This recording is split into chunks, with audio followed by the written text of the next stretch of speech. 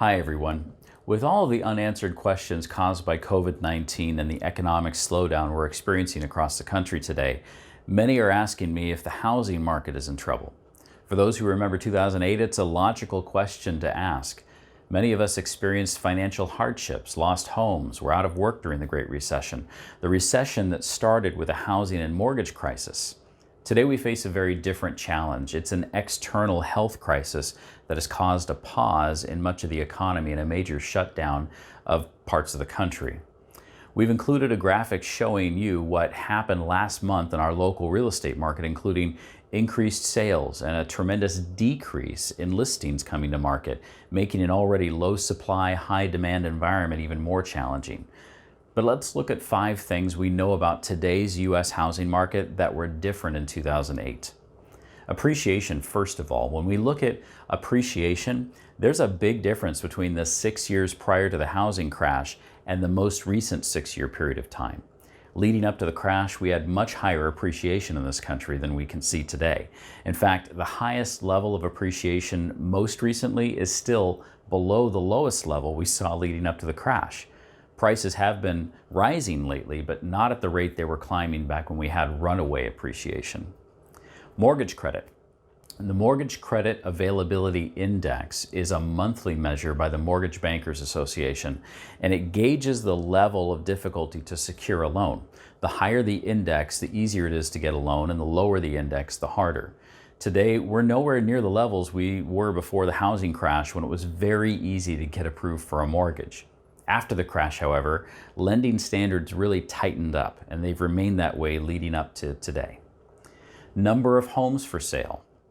So one of the causes of the housing crash in 2008 was an oversupply of homes for sale. Today we see a much different picture. We don't have enough homes on the market for the number of people who want to buy them. Across the country, we have 6 months, and here locally in our market, less than a month's worth of inventory, an undersupply of homes available for interested buyers. Use of equity. So in 2008, homeowners were harvesting the equity from their homes through cash-out refinances and home equity loans, using their home kind of like a cash machine to finance their lifestyles. Today, we're seeing consumers treat the equity in their home much more cautiously.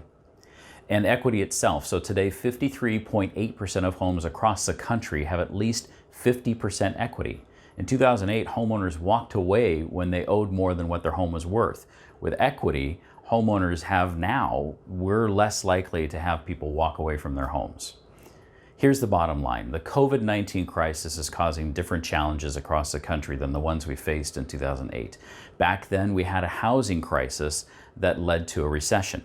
Today, we face a health crisis, and though some say we're due for a recession, historically speaking, the housing market has actually fared quite well through recessions, and it's difficult to see how a product like homes with such high need and low supply could actually drop in value. What we know now is that housing is in a much stronger position today than it was in 2008. It's no longer the center of the economic slowdown. Rather, it could be just what helps us pull ourselves out of this downturn. If you have any questions, or you need to speak to somebody about your home or maybe a hardship that you might be facing, we're here for you. Please don't wait. We have years of experience to assist you. Remember, this too shall pass. Until we speak again, stay well and God bless.